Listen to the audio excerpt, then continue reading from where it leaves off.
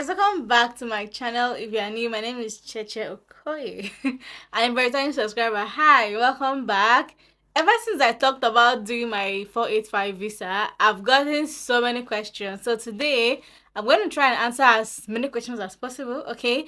But I'll pick out a couple of frequently asked questions that I get in my DM about the 485 graduate work visa. So let's get into this video. So before we dive into the question, let's just explain what is the graduate 485 visa or the temporal graduate visa. So the 485 visa is a visa option offered by the Australian government to international students who have recently graduated from an institution, university, college. Visa allows you to stay in Australia temporarily to gain work experience after completing your studies. The second question I get is the duration of the visa. Okay, so this varies. Okay, it can go from somewhere between 18 months and 5 years. It depends.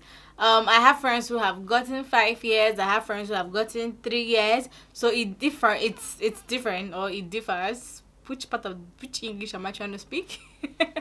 So it differs. It just know it runs between 18 months to 5 years. Then the next question is, who is eligible for the graduate work visa? So basically, if you've graduated from an Australian institution, your bachelor's degree, master's by research, master's by coursework, and PhD, you are eligible to apply for the graduate work visa. Another thing that makes you eligible is the study duration. So you must have completed at least a 2-year course. That's why bachelor's degree is always like around 3 years plus.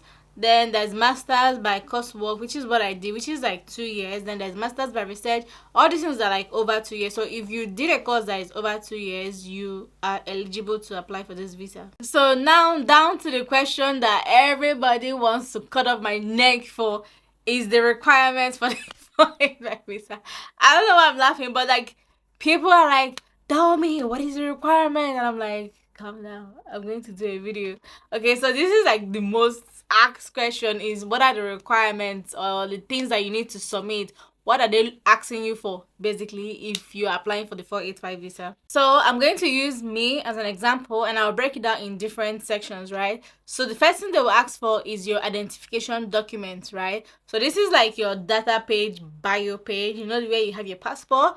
And then they will ask for like your birth certificate, and the JP will have to certify it. So you get like your original, you photocopy it, you take it to a JP, and they certify the photocopy, right? So that's what. All for me, the agent did it. The agency I used had their own JP, so I just took it to the agency like office, and the JP just certified it. So they need your passport, bio page, and your birth certificate, or what other form of like personal identification that they can get as well. One thing is the qualification document. So this is basically your transcript, all your COEs. So I have like COE for my graduate's human certificate of human services. I have my COE for my master's of social work. So you submit that to COE, submitted the transcript for the two of them, also got them certified by the JP, and also submitted like my placement completion letter, my placement transcript. So every qualification of the course, or all the course qualifications, or everything you've done in Australia like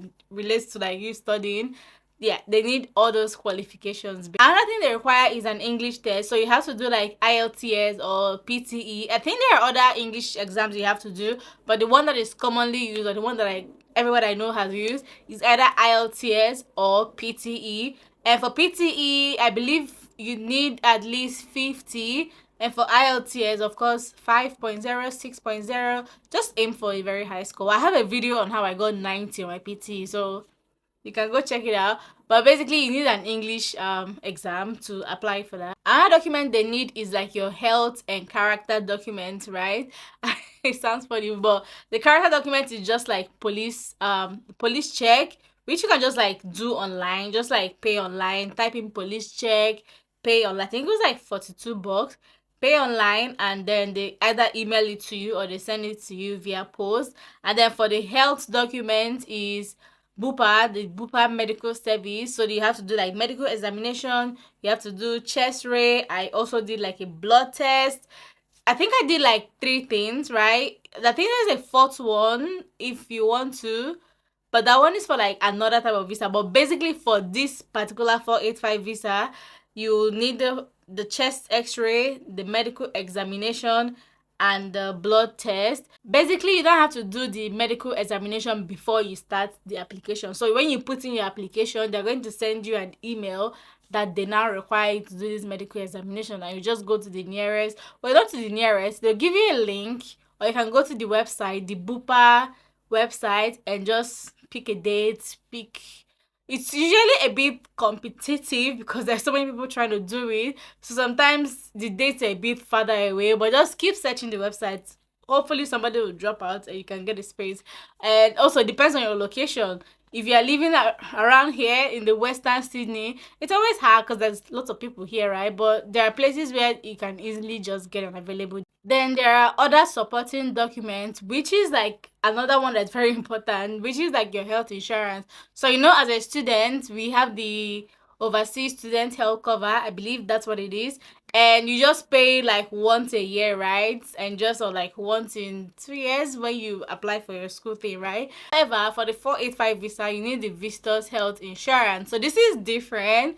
And what I realized when I did this process was that you can pay it for 1 year, but no, it's like monthly. You pay it monthly. It's like it's annoying, but that's what you gotta do. Okay, so you apply for the visitors insurance, which you pay monthly. They need that thing. You have to apply for that before you submit your application. And if you still have like some few months left in your student visa, just like me, my insurance company is Bupa, right? So I just email them like, hey, I'm applying for visitors insurance, and I still have 2 months left for my student visa, my student insurance, and they just like sent it back. Okay, they sent the 2 months that was left. They refunded me basically. So yeah, you need that. Then any other document that your agents want you to submit basically. But these are like the most important documents you should keep